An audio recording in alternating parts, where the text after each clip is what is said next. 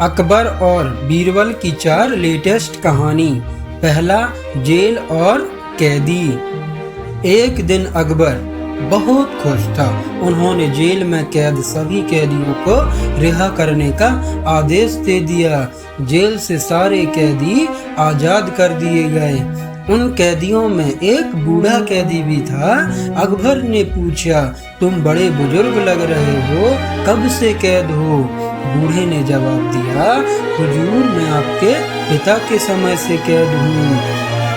इसे फिर से बंद कर दो, ये हमारे अब्बा हुजूर की आखिरी निशानी है। अकबर ने ऐसा बोला और सिपाहियों को आदेश दे दिया कि इसे फिर से बंद कर दो, और सिपाहियों ने उस बूढ़े कैदी को दोबारा कैद खाने में कैद कर लिया।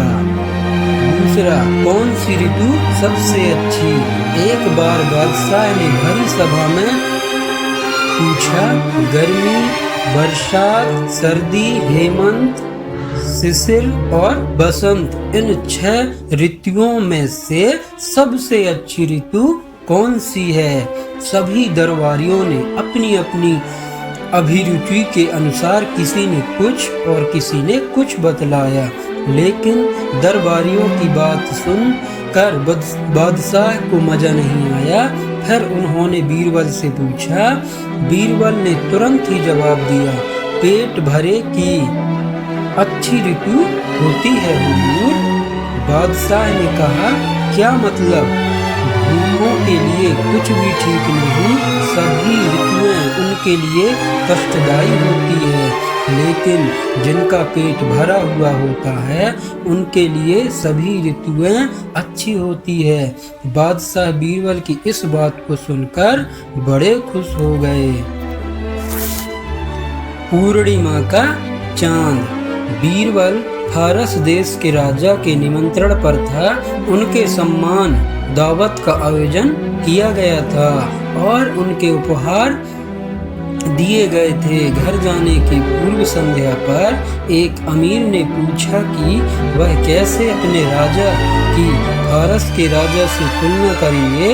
बीरबल ने कहा, आपका राजा पूर्णिमा का चांद जैसा है, हालांकि मेरा राजा चौथ के चंद्रमा के समान है।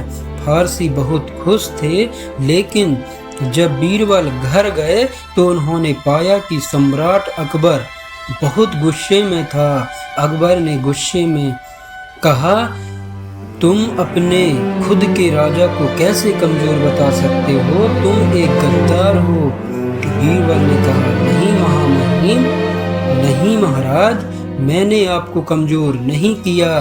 पूर्णिमा का चांद कम हो जाता है और गायब हो जाता है, जबकि चौथे का चांद में शक्ति में बढ़ती है। मैं वास्तव में दुनिया को बताता हूँ कि आपकी शक्ति बढ़ रही है दिन प्रतिदिन, जबकि फारस के राजा का पतन होने वाला है। अकबर ने संतोष व्यक्त किया और बीरबल का गर्मजोशी से स्वागत किया।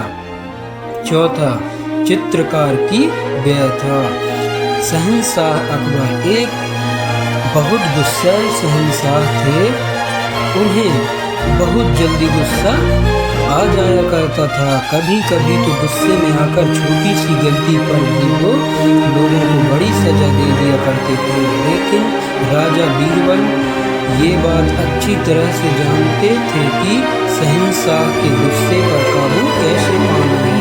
एक वही ऐसे इंसान थे जो जानते थे शहंशाह को शांत कैसे करते हैं। एक दिन की बात है, जब शहंशाह अकबर अपने ख्वाबगाह कमरे में पहुंचे तो चारों तरफ दीवारों का रंग देखा और गुस्से में एक सिपाही बुलाया, अकबर, सिपाही सिपाही सिपाही जी जहां पनाह। अकबर, ये दीवारों के लिए इतने घटिया रंग को किसने चुना है?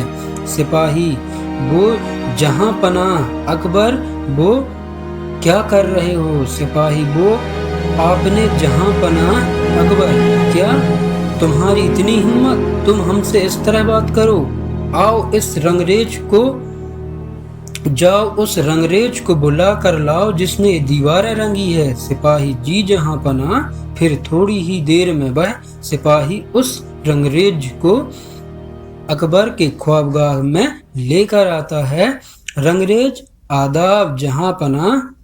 अकबर वो तुम हो जिसने दीवारें रंगी है। रंगरेज जहां पना, क्या मुझसे कोई गलती हो गई है?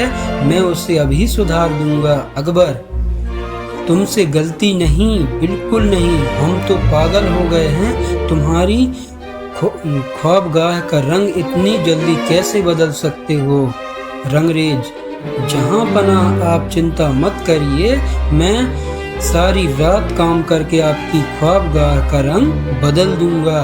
अकबर ठीक है, लेकिन दोबारा गलती हुई तो मैं तुम्हें रंग पीने को कह दूंगा। जाओ अपने रंग को लेकर आओ, हम चुनेंगे दीवारों का रंग, लेकिन ध्यान रहे अब कोई गलती ना हो। थोड़ी देर में वह रंगरेज अपने रंग लेकर आता है। उन रंगों में से एक रंग शहंशाह अकबर चुनते हैं। रंगरेज पूरी रात काम करके उन दीवारों का रंग बदलता है, लेकिन फिर भी शहंशाह अकबर को उन दीवारों का रंग पसंद नहीं होता है। वह फिर से एक सिपाही को बुलाते हैं। अकबर सिपाही जल्दी भागो और उस रंगरेज को बुलाकर लाओ। सिपाही बिना कुछ कह जल्दी से भागता हुआ रंगरेज को बुलाने जाता है। रंगरेज आदाब आदाब जहां पना। अकबर हमारे मना करने के बाद भी इतना घटिया रंग इन दीवारों पर किया है, जाओ अपने रंग लेकर आओ। रंगरेज गहरी सोच में डूबा हुआ अपने रंग लेने जा ही रहा था, तभी वहीं रास्ते में उस रंगरेज की बीरबल से टक्कर हो जाती है। रंगरेज माफ करें राजा बीरबल। बीरबल कोई बात नहीं, लेकिन तुम इतने परेशान क्यों हो? रंगरेज सारा वाक्य बीरबल को सुनाता है। बीरबल कहते हैं अगर तुमसे शहंशाह ने रंग पीने को कहा है तो वो तुम्हें रंग जरूर पिलाएंगे। ये बात कहकर बीरबल रंगरेज के कान में कुछ कहते हैं और रंग लाने को कहते हैं। तभी रंगरेज अपने सारे रंग लेकर अकबर के पास आता है। रंगरेज लीजिए जहां पना सारे रंग। अकबर अब तुम्हारी सजा ये है, तुम ये रंग पियो और कल तुम्हें इस ख्वाबगाह का रंग बदलना है। रंगरेज लेकिन जहां पना ठीक है, और रंगरेज उन घड़ों में से एक घड़े का रंग पी लेता है। अकबर ठीक है, अब तुम जाओ, कल आना। अकबर ने सोचा आज मैंने उस रंगरेज को रंग पिलाया है, उसकी जरूर तबीयत खराब हो जाएगी, वह कल काम पर भी नहीं आएगा। फिर अगले दिन वह रंगरेज शहंशाह के ख्वाबगाह की दीवारें रंग रहा होता है। तभी उस रंगरेज पर शहंशाह की नज़र पड़ती है। शहंशाह हैरान रह जाता है और सोचते हैं मैंने तो इसे कल रंग पिलाया था, पर यह आज काम पर कैसे आ सकता है? उसी वक्त शहंशाह उसके पास आते हैं।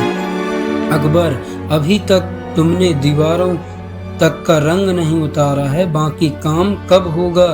हम तुम्हें इसकी सजा देंगे, जाओ अपने रंग लेकर आओ। रंगरेज घबरा जाता है और बीरबल से मिलने जाता है। बीरबल फिर कोई तरकीब उस रंगरेज को बताते हैं और कहते हैं तुम घबराओ मत, सब ठीक हो जाएगा। रंगरेज अपने रंग लेकर शहंशाह के पास जाता है। रंगरेज लीजिए जहां पनाह, मैं रंग ले आया हूँ। अकबर ये वाला रंग अच्छा है।